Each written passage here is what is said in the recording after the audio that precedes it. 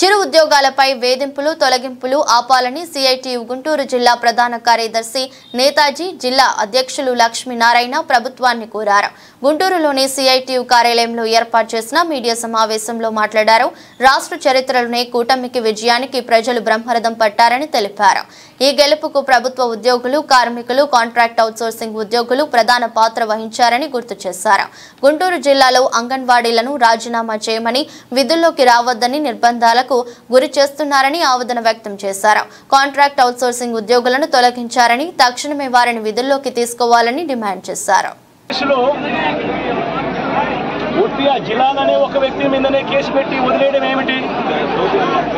ఈ ఫోటో ఏమిటి? ఈ ఫోటో కనపడటం లేదా? సాక్షాత్తు స్థానిక ఎమ్మెల్యే భార్యకు కేక్ తినిపిస్తా ఉన్నాడు ఈ చంపిన వ్యక్తి, జిలాన్ అనే వ్యక్తి. అంటే వీళ్ళ మధ్య సంబంధాలు ఎంత బలంగా ఉన్నాయి అని చెప్పడానికి ఎంతకన్నా నిదర్శనాలు కావాలా? తెలుగుదేశం పార్టీ ఎమ్మెల్యే భార్యకు కేక్ తినిపిస్తా ఉన్నాడు.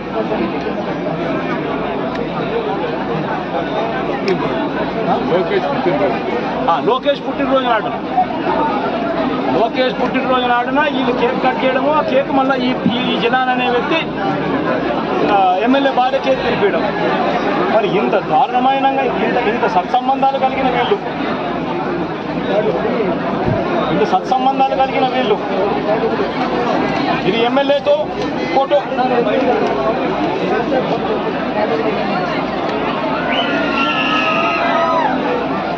ఈ అయూబ్ ఖాన్తో ఫోటోలు ఇవన్నీ.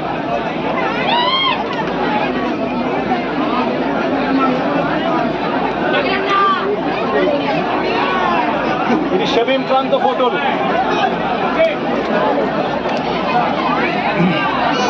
మరి వీళ్ళెవరు కేసులు ఎందుకు లేరు? వీళ్ళందరి మీద కేసు ఎందుకు పెట్టలేదు? ఇంతకన్నా అన్యాయం ఎక్కడైనా ఉంటుందా? ఇంతటితో ఆగిపోవడం లేదు. మిథున్ రెడ్డి విషయం కూడా నిన్న కూడా మీరు అంతా చూశారు. మీకు ఒక ఆటవిక పాలన సాగుతా ఉంది. ఒక 45 రోజులుగా రాష్ట్రంలో పరిస్థితి ఏమిటి అని చెప్పి ఒకసారి ఏ సామాన్యుడిని అడిగినా కూడా ఆ ప్రతి సామాన్యుడి నోట్లో నుంచి కూడా వచ్చే మాట ఒకటి: ఈ రాష్ట్రంలో లా అండ్ ఆర్డర్ లేదు, ఈ రాష్ట్రంలో ఆటవిక పాలన సాగుతూ ఉంది, ఈ రాష్ట్రంలో తెలుగుదేశం పార్టీ వారు ఎవరైనా సరే వాళ్ళు తెలుగుదేశం పార్టీ వారు అయితే చాలు, ఎవరినైనా కూడా వాళ్ళు పోయి కొట్టచ్చు, ఎవరి ఆస్తులైనా కూడా వాళ్ళు ధ్వంసం చేయొచ్చు, ఎవరినైనా హత్య చేయొచ్చు, ఎవరి మీదైనా హత్య ప్రయత్నం చేయొచ్చు.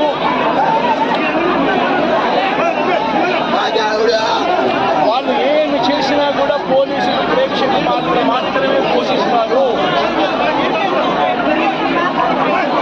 పోలీసులు ఇంకా అటువైపు నుంచి ఎవరైనా కేసు పెడితే 100 కేసులు వాళ్ళే తప్పు చేశారనంటూ పోలీసులు కూడా బనాయిస్తారు అనే ఒక నీచ సంస్కృతి ఈరోజు రాష్ట్రంలో రాజ్యం వెళ్తా ఉంది. చంద్రబాబు నాయుడు గారు అర్థం ఒకటి అడుగుతా ఉన్నాను. 45 రోజుల పాలనలో ఏకంగా 31 రాజకీయ హత్యలు జరిగాయి. 36 ఇక్కడికి రాకముందు నాకు చెప్పిన సంఖ్య 36. 45 రోజుల్లో దాదాపుగా 36 రాజకీయ హత్యలు, 300కు పైగా హత్యాయత్నాలు, 300కు పైగా హత్యాయత్నాలు. తెలుగుదేశం పార్టీ వాళ్ళ వేధింపులు భరించలేక 35 మంది 560 చోట్ల ప్రైవేట్ ఆస్తులను ధ్వంసం చేశారు.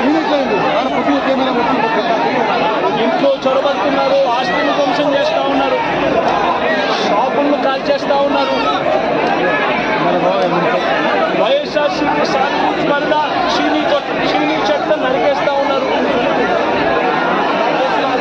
ఇటువంటి ప్రైవేట్ ఆస్తి 560 చోట్ల ప్రైవేట్ ఆస్తులను ధ్వంసం చేశారు. 400 చోట్ల 490 చోట్ల ప్రభుత్వ ఆస్తులను ధ్వంసం చేశారు. 490 చోట్ల ప్రభుత్వ ఆస్తులు ధ్వంసం చేశారు. ఇవి కాక 1000కి పైగా దౌర్జన్యాలు, దాడులు. 1000కి పైగా దౌర్జన్యాలు, దాడులు. ఈ 45 రోజుల్లో తెలుగుదేశం పార్టీ అధికారంలోకి వచ్చిన తర్వాత ఈ రాష్ట్రంలో ఇది లా అండ్ ఆర్డర్ పరిస్థితి. నేను అడుగుతా ఉన్నాను, ఒకసారి ఆలోచన చేయమని అడుగుతా ఉన్నాను. ఎంతటి దారుణంగా లా అండ్ ఆర్డర్ పరిస్థితి అనడానికి నిదర్శనము ఈ రషీద్ కేసే ఒకటి తీసుకోండి కావాలంటే. రషీద్ కేసే ఒకటి కావాలంటే తీసుకోండి. ఇదే వెనుకొండకు ఇంతకు ముందు ఎస్పీగా రవిశంకర్ రెడ్డి అని చెప్పి ఇంతకుముందు ఎస్పీగా ఉన్నాడు. మంచి ఆఫీసర్, అప్లైట్ ఆఫీసర్. ఎన్నికల వేళ వీళ్ళకున్న పలుకుబడితో ఆ ఆఫీసర్ను తప్పించేశారు. తర్వాత వీళ్ళకు కావలసిన అధికారిని బిందు మాధవ్ అనే అధికారిని ఎస్పీగా తెచ్చుకున్నారు.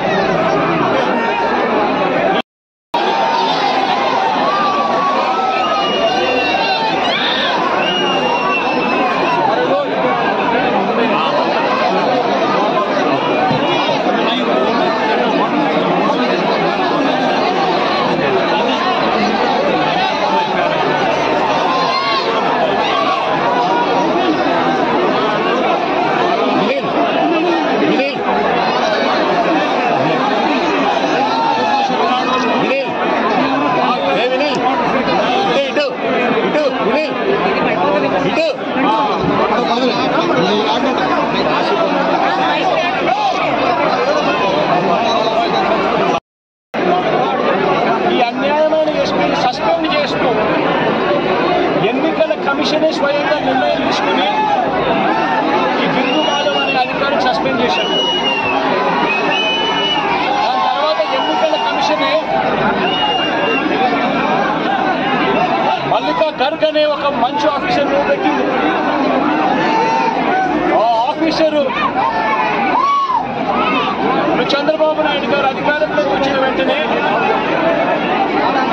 ఆ ఆఫీసర్ను కూడా పంపించేశాడు. ఆ ఆఫీసర్ చంద్రబాబు నాయుడు గారి మనుషులకు తెలుగుదేశం పార్టీకి సహాయ సహకారాలు అందించను అని చెప్పి ఆ ఆఫీసరు వెళ్ళిపోయిన రోజు కొత్త ఎస్పీ శ్రీనివాసన్ అనే ఆయనను, వీళ్ళకు సంబంధించిన ఆయన శ్రీనివాసన్ ఆయన తెచ్చుకున్నారు. ఈ కొత్త ఎస్పీ వచ్చిన 2 రోజులకే, ఈ కొత్త ఎస్పీ వచ్చిన 2-3 రోజులకే హత్య జరిగింది. ఆ హత్య కూడా ఏమిటి? అత్యంత దారుణంగా నడి రోడ్డు మీద ప్రజలందరూ చూస్తూ ఉండగా అమాయకుడైన వ్యక్తి,